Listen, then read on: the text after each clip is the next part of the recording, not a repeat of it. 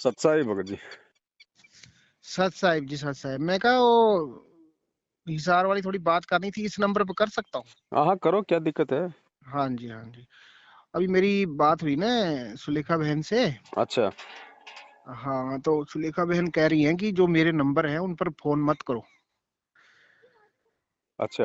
हाँ, अभी मैंने कल से मैं बात करना चाह रहा था उनसे, लेकिन वो उठा भी नहीं रही थी और आज भी नहीं उठाया, फिर और किसी नंबर से उन्होंने किया। अच्छा अच्छा अच्छा। हाँ, तो बहन कह रही है कि अगर आपकी बात हो जाएगी पवन भैया से, जी। तो उनसे कहना कि जो इधर वाली घटना है उसको अभी बिल्कुल जो है कोई जिक्र मत करो कुछ दिन के लिए, हम्म। क्योंकि बहन को जो है बहुत ज्यादा वो किया जा रहा है। हम्म। हाँ, तो कल बता रही थी बहन कि मैं थोड़ी सी निकली थी बाहर, हम्म तो इन्होंने जो है मेरा पीछा किया। हम्म तो फिर मैं वापस हुई तो फिर ये दो गाड़ियां मेरे पीछे लग गई। हम्म तो मैं घर तक बड़ी मुश्किल से पहुंची हूँ। हम्म और जो नंबर बहन जी के हैं ना, हम्म वो इस वक्त पुलिस प्रशासन के उसमें है। हम्म क्या बोलते हैं उनको, स्ट्रेस बोलते हैं, ऐसे कुछ बोलते हैं। हम्म तो उन नंबरों पर सभी भक्तों को कह दो कि कोई फोन ना करे। हम्म और इनका जो इरादा है वो ये है कि मतलब मैं बहन के माध्यम से हम्म आप तक पहुंचने का इरादा है इनका। हम्म तो ये मतलब पूरी सावधानी रखें। हम्म तो फिर मैंने कहा मैं फोन लगा के देखता हूँ, अगर उठा लेंगे तो। हम्म तो मालिक की दया हो गई और आपने उठा लिया। हम्म तो इन चीजों पर थोड़ा ध्यान देना है। हम्म बाकी बहन कह रही है मैं परमात्मा की दया बहुत है, हम्म कर तो बहुत कुछ रहे हैं लेकिन कर कुछ नहीं पा रहे हैं। हम्म। हाँ जी। देखो तो भगत जी, ऐसा है, हाँ जी।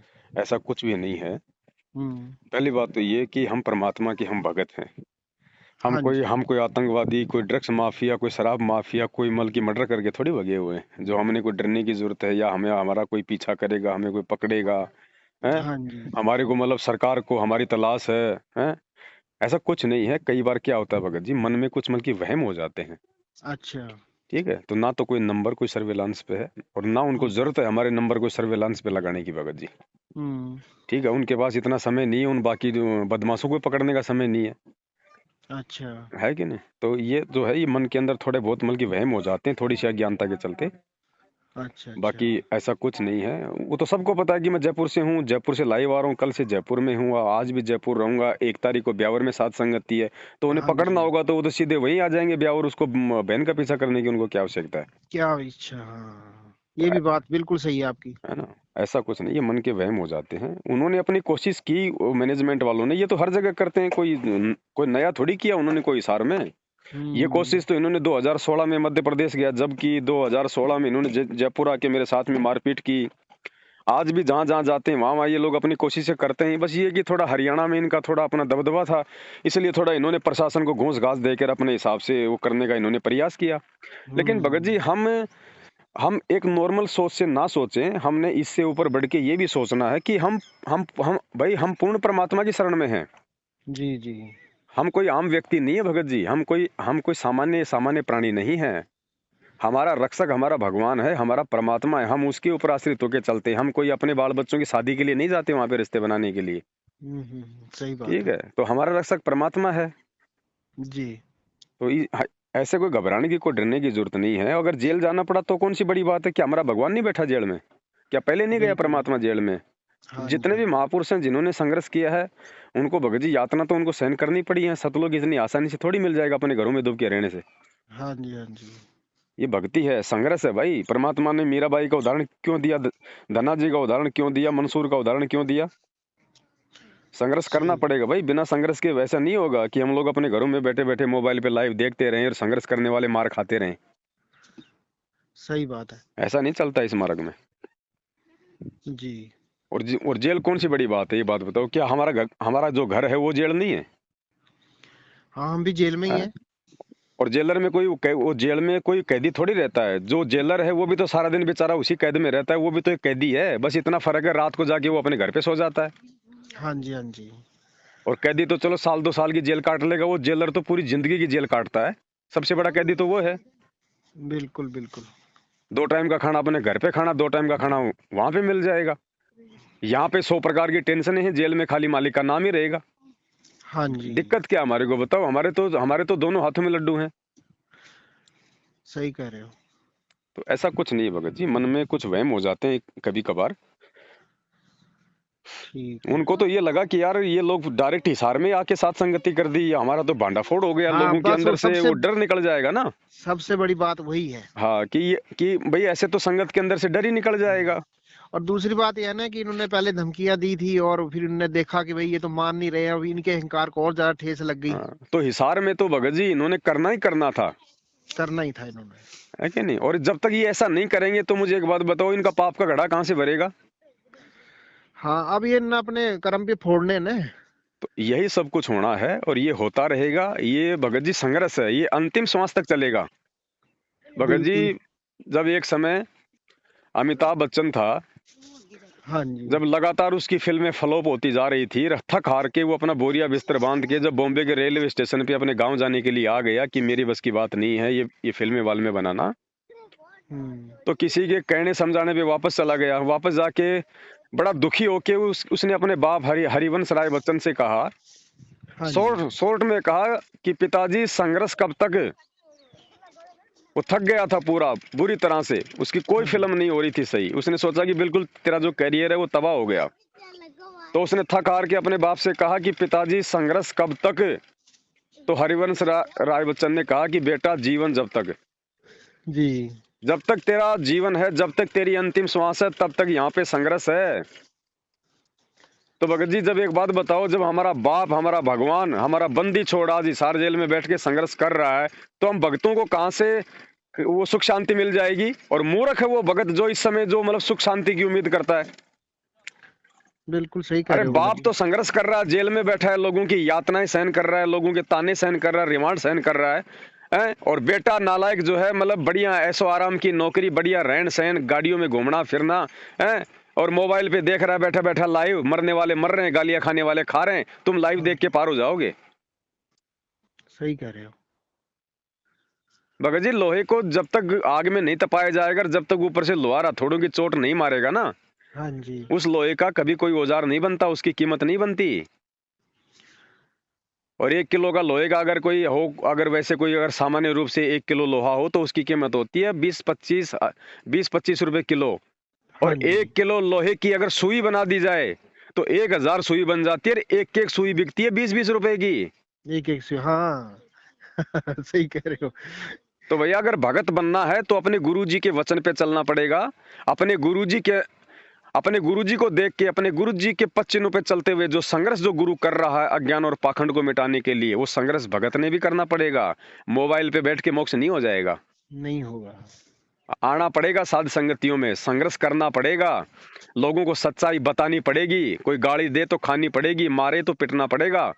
और जो ऐसा करने को तैयार हो जाएगा फिर उसके साथ बंदी छोड़ हो जाएगा। और भगवान ने हिसार की साध संगति का एग्जाम्पल बना दिया कि बना मैं दिया। मेरे सभी बच्चों को शेर के मुंह से निकाल के लाया हूं। शेर के मुंह से। सही कह रहे हो भगत जी। इन्होंने पूरी कोशिश की थी वहां पे, पूरी प्लानिंग 150-200 लोगों ने मिलके कि आज यहां से पवन दास बच के नहीं जाना चाहिए किसी भी हाल में। प्रशासन तक को भी इन्होंने अपनी मुट्ठी में कर लिया था हर प्रकार से कि मार दें तो आप लोग कुछ भी नहीं करोगे। इन्होंने उनकी रक्षा करनी थी। भाई प्रशासन का मतलब क्या था वहां पे सत्संग में आने का और सत्संग को रुकवाने का? कोई मतलब नहीं इनका, और भी तो हो रहे हैं बहुत सारे। अरे दारू के ठेके चल रहे, लोग वहां पे मर रहे हैं, पिट रहे हैं, वहां से पी पी के दारू अपने बच्चों को मार रहे हैं, पीट रहे हैं, सारे उल्टे काम कर रहे हैं। उस शहर में चोरियां हो रही हैं, डकैतियां हो रही है, 100 प्रकार के उल्टे कुकर्म होते हैं वहां की होटलों में। तुम वहां जाके रेड नहीं मारते और तुम यहाँ पे भगवान की जो मतलब चर्चा करने के लिए आए हैं उनको तुम परेशान करने के लिए आ गए। तो भगत जी बिना घूस दिए नहीं आता कोई भी, नहीं आएगा। जेब गर्म की जाती है, सबको पता है, दुनिया जानती है पुलिस वालों को। बिल्कुल बिल्कुल। तो सबने अपने कर्म फोड़े ना, और सबसे महाकर्म फोड़ दिए इन मैनेजमेंट वालों ने। और वो जो पैसा जो दिया गया होगा वो पैसा भगत जी वो ये मैनेजमेंट वाले को रोड पे कोई वो तगारियां डाल के लेके आते हैं क्या? ये भगत समाज का पैसा है। भगत का दान का पैसा है। सारे भक्तों को मौत के घाट उतारेंगे ये। ये सबके ये कर्म फोड़े जा रहे हैं। ये संगत ने जो इन कुपात्रों को दे दे के दान जो अपने कर्म फोड़ने के काम किए ना, अब देख लेना भगत जी, मालिक ने बोल रखा कि कुपात्रों को दान दोगे तो ऐसा ही होगा, तुम्हारे राहों में कांटे बिछेंगे। अब ये भक्तों का दान था, इस भक्तों हाँ के जी। दान से वो खुद भी ले लेके गाड़ियां भक्तों को मारने के लिए घूम रहे थे हैं, और इन भक्तों के दान से इन्होंने प्रशासन को भी खिलाया पिलाया है। तो क्या होगा? ये होता है कुपात्रों को दान देने का नतीजा। और यही है कि आए दिन संगत मर रही है, हाँ एक्सीडेंट हो के मर रही है, अकाल मौत मर रही है, छोटी छोटी जो है बीमारियों से संगत मर रही है। और भगवान ने अपने उन बच्चों को सकुशल इन गुंडों के बीच में से निकाल दिया, जो अपने गुरुजी के वचन पे चलते हैं, जो किसी हरामखोर को 1 रुपया नहीं देते। 1 रुपया नहीं देते। हमारे यहाँ भगत जी एक नेपाल का भगत था, हम्म तो उसने शायद मेरे को लगता है सार नाम ले लिया था कि पता नहीं सतनाम पर ही था अभी। हम्म तो भगत जी उसको एक कोई 3 महीने के अंदर ना उसको ऐसा रोग लगा कि एक हॉस्पिटल से दूसरे हॉस्पिटल, तीसरे हॉस्पिटल, और फिर इन्होंने सेंटर वालों को कहा कि भाई ये भगत की तो दुर्गति हो रही है, तो क्या बात है? ये कहते हैं उसका नामखंड है। हम्म तो नामखंड है तो ये कहने लगे कि भाई ठीक है नामखंड है तो नाम शुद्ध करवा लेते हैं। हम्म है तुमने बहुत बड़ी गलती की होगी तो इसलिए तुम्हारा नाम शुद्ध होगा नहीं, तुम पहले जो है चिट्ठी लिख के भेजो गुरुजी को हिसार। हम्म और उस भगत ने बोलते मरता क्या नहीं करता, हम्म और लंबी चौड़ी चिट्ठी लिखी गई हम्म और वो भेज दी इन्होंने। अब वो गुरुजी के पास पहुंची नहीं पहुंची वो तो गुरुजी जाने। हम्म वहां से फिर आ गया ऑर्डर हम्म कि भाई नाम शुद्ध करवा लो जाके। हम्म और उस भगत का इन्होंने नाम शुद्ध कराया। हम्म भगत जी वो नाम शुद्ध हो गया, और उसके बाद क्या हुआ कि वो 1.5 महीने में वो भगत जो है तड़प तड़प के मर गया। हम्म और उसके दोनों लड़कों ने पूछा, वो भगत के जो खत्म हुआ उसके दोनों लड़कों ने पूछा इन मैनेजमेंट वालों से कि भगत जी मेरे पिताजी से क्या गलती हो गई थी और इतनी दर्दनाक मौत इनकी क्यों हुई, हमारी तो आस्था ही नहीं रही अब। हम्म तो इनके पास भगत जी एक ही जवाब था, कहते हैं कि वो तो गुरुजी को पता होगा या वो जो भगत खत्म हुए उनको पता होगा। हम्म तो ये कैसा जवाब था इनका? तो भगत जी ये बात बताओ, अब ये तो आप सबको मालूम हो गया। अब तो भगत जी, अब अपने पेट में अगर बच्चा किसी पड़ोसी से डलाओगे तो पति आपसे कितना प्रसन्न रहेगा। हाँ जी। तो सार नाम भगत जी बच्चा है। आपने अपनी आत्मा के अंतःकरण में जो सार नाम जो डलवाना था वो अपने गुरुदेव से डलवाना था। और कौन है अधिकारी नाम देने का? हैं? हाँ और जी। आपने इन काल के एजेंटों से सार नाम ले लिया, अपने गुरु पे आपने अविश्वास प्रकट कर दिया। क्या पता गुरु जी आएंगे कि नहीं आएंगे, सार नाम तो ले लो, सतलोक चल चलेंगे। अरे वाह! अरे जब सतलोक की चाबी हमारे गुरु जी के पास है कि साहिब कबीर आजा आत्मा तो ही पुकारती, तेरे हाथ में चाबी ओ सतगुरु सतलोक द्वार की। सतलोक द्वार की। सतलोक की चाबी तो गुरु जी सार जेल में लेके बैठा है, तुम नालायको इन लोगों के साथ जाने की सोच रहे हो सतलोक में ले लेके फर्जी सार नाम। हाँ जी। तो मरेंगे भगत जी, और होगा क्या? अभी तो ये इनको गुरुजी की जरूरत ही नहीं है किसी को, ये तो बोल रहे हैं कि हमें सब कुछ मिल रहा है यहाँ से। जिनको जरूरत है वो मैनेजमेंट के तलवे नहीं चाटेगा, वो अपने गुरुजी के ही तलवे चाटेगा। और गुरुजी उन्हीं आत्माओं के लिए आएंगे और उन्हीं आत्माओं को आगे परमात्मा को असली सार नाम देंगे। मैंने एक बार इनसे कहा, कोऑर्डिनेटर से मैंने कहा कि भगत जी गुरुजी तो अभी आए नहीं बाहर, हम्म और गुरुजी नहीं आएंगे तो हम सतलोक कैसे जाएंगे? हम्म तो मेरे से कोऑर्डिनेटर ने कहा कि आपको इन चीजों से क्या लेना है, आपको गुरुजी के संदेश आ रहे हैं और आप अपने लगे रहो, आपको ड्यूटी दे रखी है नाम जपने की। हम्म मैं कहा भगत जी ये कैसे हो सकता है कि गाड़ी खड़ी है, ड्राइवर है ही नहीं, हम्म और फिर कैसे चलेगी वो गाड़ी?